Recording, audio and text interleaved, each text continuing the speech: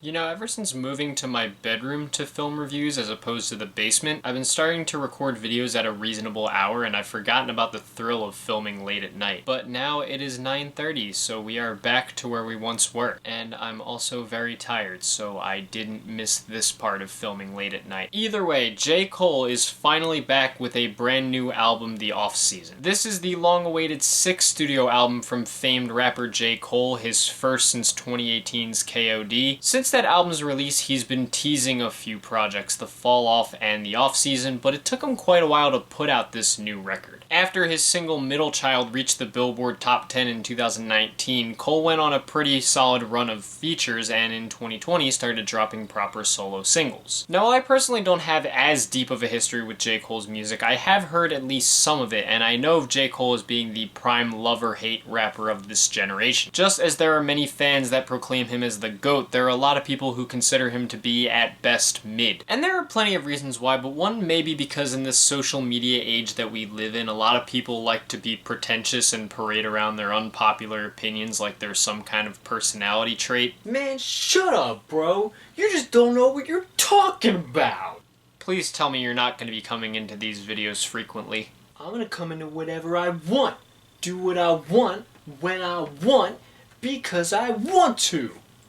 Bars.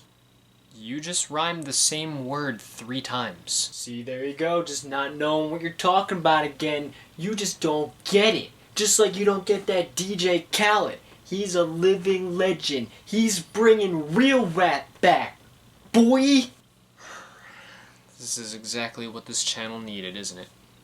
Anyway, let's not pretend there aren't legitimate criticisms for J. Cole's music, though. After all, when you're treated like one of the greatest ever, you're gonna be scrutinized pretty heavily. And there are a lot of people who just think he can be corny, to which I can't totally disagree. Just look no further than his Snow on the Bluff track from last year, or this lyric from the Climb Back where he talks about being cancelled like a homophobe in PC culture. All that aside, though, I do quite like what I've heard of his music. I have a fondness for quite a few of the tracks from the Born Sinner era, and I did a written review of KOD back when it came out in 2018, which you can find at the link in the description. I quite enjoyed that record, so I was excited to see what J. Cole would come through with next, though I was surprised to find that the final album would be just 12 tracks in 39 minutes. While I'm fine with a brief record, I know some people will be disappointed that an album around 3 years in the making amounted to just over half an hour. For me, though, I don't mind the brevity. I found the record to be very focused and enjoyable, and even at a short length, it felt very fulfilling. 95 South kicks off the album with this very cinematic and jazzy feel as Cole gets pretty reflective on his career up to this point. The production is very smooth, and I think Cole sounds as focused as he's ever been, with clever flows and catchy cadences. The small narrations from Cameron and the ending sample of Lil Jon's Put Your Hood Up are nice touches too. Amari comes across as a pretty simple trap track, but as per usual, Cole elevates it with stellar flows on his performance. This is one of those cuts where I feel like I never know where his cadence is gonna land, and it feels like the beat goes with him. The mix of kicks and hi-hats is very snappy, and the flute that plays in the background is a great addition. My Life is one of the rare J. Cole tracks that actually has features on it in 21 Savage and Moray. At first, the trap drum clicks made me think of this as almost being like a part 2 of A Lot from 21 Savage's I Am Greater Than I Was album. But it ends up separating itself nicely with an impassioned, soulful instrumental. J. Cole matches the instrumental's energy, going extremely hard with the loud, emphatic performances, and his flow continues to switch nicely. Moray's powerful vocals also match the vibe perfectly as he drops one of the catchiest hooks on the album. And to be honest, I was initially a bit worried that 21 Savage wouldn't match Cole's energy, but I had forgotten that he knows how to drop a great feature verse. His fast triplet flow and chilly vocal tone complement Cole nicely, making this another great collaboration between the two. Applying Pressure has a much smoother, lighter beat than some of the other tracks here, once again leaning heavily into the soul influence. Cole sells it though. While his high energy performance could have held the song back, I think he comes through with clever cadences and some fun bars that reference Eminem, Rick Ross, and even Hideo Kojima, the legend behind the Metal Gear Solid franchise. Also, I usually don't care for songs that focus a lot on spoken word passages, but Cole's outro is impassioned enough to work. Punch in the Clock keeps in that same smooth vibe, even adding in some spoken word passages from NBA superstar Damian Lillard. The song is very short at just under 2 minutes, but Cole really packs the track and comes through with a typically great performance. The lyrics aren't particularly emotional, but Cole's performance sounds like it has a bit of an emotional edge to it. You can kind of hear his voice cracking a bit as he raps, almost like there's some subtle pain in his bars. 100 Mil is a track where Cole talks about how he's going to keep improving even though he's at a point where he doesn't have much to prove and could conceivably coast if he wanted to. Once again, the instrumental feels rather boastful and beaming, though not overly bombastic, and Cole's performance feels like it carries some emotional edge to it. There are several parts where he gets a bit more melodic, relying a little bit on auto-tune, and while it took a little bit to get used to, he's still able to craft a pretty catchy hook on the song, which manages to keep it pretty interesting. Boss also shows up for the outro, and his short passage does add to the somewhat theatric vibe of the track. Pride as the Devil samples Amine's Can't Decide and feels a little bit different from some of the other tracks here in that the instrumental is more guitar twinged and the trap beat is a bit more pronounced. Cole's flow is a bit faster here, but his performance is just as impassioned as anything else on the album, and he manages to create a pretty good banger with the song. Lil Baby also shows up, and I was genuinely surprised by how hard he went. I haven't been the craziest about Lil Baby, but it feels like he's been coming into his own with some strong tracks and features, and this is another great example. Let Go My Hand is another smooth jam with Cole getting very introspective over an instrumental that feels very hazy. I like a lot of the bars that he spits about his son and how he worries about him growing up and becoming his own man. And even though his performance is a bit more low-key, the focused writing keeps it interesting. The hook is also one of my favorites on the album, and the small vocal appearances from Black and Boss along with the spoken word outro from Diddy are nice touches too. Interlude was the lead-off single to the album, and it was a track I did enjoy when I first heard it. For as short as it was another solid focused track that dealt with Cole's come-up and standing in hip-hop. As always, I like how he cleverly weaves together a number of different flows and how the instrumental mixes fusions of soul and trap. The auto-tune did take some getting used to, but it didn't impede on my enjoyment of this cut. The Climb Back was actually a track that Cole released last year, but he's just simply rebranding it and putting it onto this album. This is by far the longest track here, stretching over 5 minutes. But once again, the beat is smooth and soulful. It's honestly kind of surprising how well this song fits coming after Interlude. And even with the slow instrumental, Cole uses this track as a playground to show how well he can switch his flows on the fly. His cadence and technicality is on point throughout the entire cut, and it's nice to see him keep it focused despite the long length. Close is another very dark song with Cole telling the story of a friend of his who ended up succumbing to drugs and crime. The instrumental takes a bit of a backseat to Cole's performance, and it's a very emotional song. The story twists and weaves in a lot of different directions before reaching a sad conclusion, and Cole wears those emotions on his sleeve. There's a lot of pain in these bars, and Cole's storytelling makes the track so interesting. Hunger on Hillside is the closer to the record, a track where Cole proclaims that he'll stay the same person through all of the ups and downs in his life. The production features these very dramatic strings that give it a cinematic old school feel. Cole's performance is more melodic, leaning more into the emotional vibe thanks to some auto-tune on his voice. That auto-tune does actually work to his benefit, making the track hit even harder as Cole once again wears his emotions on his sleeve. Boss comes back one more time to provide vocals on the outro, and his singing is absolutely heavenly. This is the perfect closer to the record. Overall, I thoroughly enjoyed this new J. Cole album. Yes, I can see why people might not be too crazy about it. It's kind of short, the instrumentals play into a lot of the same styles, and again, there will always be people that find Cole's lyricism to be a bit cheesy. I get that, and I think it's valid. Personally though, this is one of those albums where even though I see the problems people could have with it, I can't help but enjoy it. As similar as a lot of the production is, I like the way a lot of it mixes soul with trap, giving off that cinematic feel, and I also find Cole himself to be a very dynamic performer. While debates about his lyricism will rage on, I always find myself so interested in his flows, and I always get so excited by how he's able to change his cadences on the fly. I also thought his storytelling throughout the record was solid, and I think he was able to craft some pretty catchy hooks as well. And even with the short length, I think that works to the album's benefit, as it feels cohesive and it doesn't seem like he's wasting time. He's just keeping himself focused all throughout. I know that Cole's been hinting that his next album, The Fall Off, may be his last one, and whether or not that's true, listening to this made me very excited to see what's around the corner on that album. Not everyone will love this, but I found it to be a very enjoyable listen from start to finish, and that's why on my rating scale, I'm definitely going to give J. Cole's The Off-Season an excellent rating. Definitely a very enjoyable hip-hop project. I think it was worth the wait. Even if you're not a J. Cole fan, I definitely recommend you give it a listen, just because I always think it's interesting to see what side of the fence you sit on. As for me, I really enjoyed it. But of course, that's just my opinion on this album. What did you guys think about it? Did you love it as much as I did? Hate it way more than I did? Are you just completely indifferent towards it? Are you just completely indifferent towards J. Cole as a whole? And what are you expecting to hear when J. Cole releases The Fall Off? Whatever your thoughts and opinions are, leave them down in the comments below. Let's keep it civil and have some fun as we like to do. If you guys want to hit like and subscribe and support some of my other ventures that I have linked down in the description, thank you. If not, it's no big deal. I totally understand. In terms of what's what's next. I'm hearing that the new 21 Pilots album is coming out this week. If that is indeed the case, I will be listening to that and giving it a review. And of course, throughout the month of June, I'm going to be very busy with 10 Years Later videos. There's a lot I want to talk about in June. So stay tuned for those, but until next time, thank you guys for watching. I hope you enjoyed, and I will see you in the next video.